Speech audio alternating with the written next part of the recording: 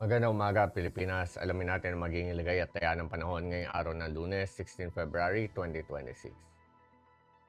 Sa kasalukuyan, patuloy pa rin nakakaapekto ang shear line dito sa eastern section ng Northern Luzon. Samantala, yung northeast monsoon naman natin o yung ating hanging amihan ang patuloy namang makakaapekto sa extreme Northern Luzon. Samantala, yung easterlies o yung mainit na hangin na bumula sa dagat Pasipiko makakaapekto naman sa nalalabing bahagi ng ating bansa.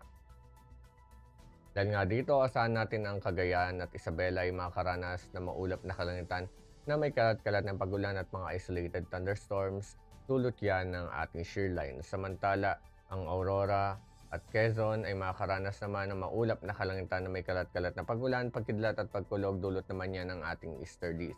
Ang Ilocos Norte, Apayao, Batanes at Babuyan Islands ay makakaranas naman ng bahagi hanggang sa maulap na kalangitan na may pulupulong may hinang pagulan. Ang Metro Manila at nalalabing bahagi ng Luzon at Visayas, asahan naman natin ang bahagi hanggang sa maulap na kalangitan na may pulupulong pagulan, pagkidlat at pagkulog.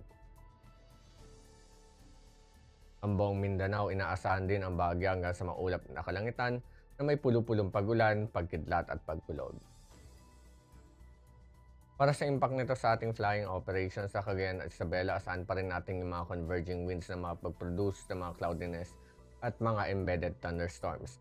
Ang impact nito sa rotary, posible tayong makaranas sa mga low cloud base at mga reduced visibility na posibleng makapag-limit ng ating mga VFR operation. Expect yung mga localized turbulence at mga possible wind shear near ridges.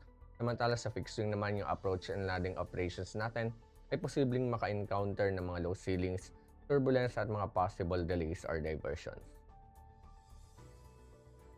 Para naman sa Ilocos Norte, Apayao, Batanes at Babuyan Islands, asahan pa rin natin yung cool and dry northeasterly flow ng mga pagdala ng malalakas na hangin at mga light rains. Ang impact nito sa rotary, asahan pa rin natin yung mga strong crosswinds at mga wind gusts na posibleng mapag-restrict ng ating mga take-off landing at ang ating mga hover operations. Samantala sa pitch swing naman, naasahan naman yung mga crosswinds at mga moderate turbulence during approach, possible delays due to low visibility pagdating naman sa mga light rains.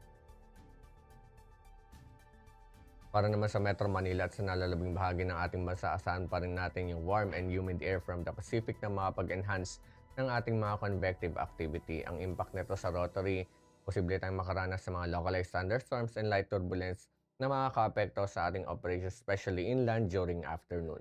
Samantala sa fixed wing naman, asahan pa rin natin na general fear with possible isolated sea breeze, makapag-cause ng short-term delays at mga turbulence. Ang haring araw ay sumikat kaninang 0620 at ito naman ay lulubog mamayang 1801. Para sa ating moon illumination, 1% decreasing.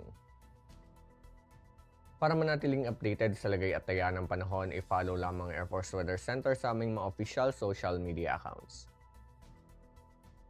Yan lamang pong latest update mula sa ating lagay ng panahon sa ngalan ng aming commanding officer na si Colonel Alvin John Cugador, PAF GSC. Ako po si Staff Sergeant John Altisal Sepuedes, Philippine Air Force, Weather Forecaster ng Air Force Weather Center. Muling magandang umaga, Pilipinas.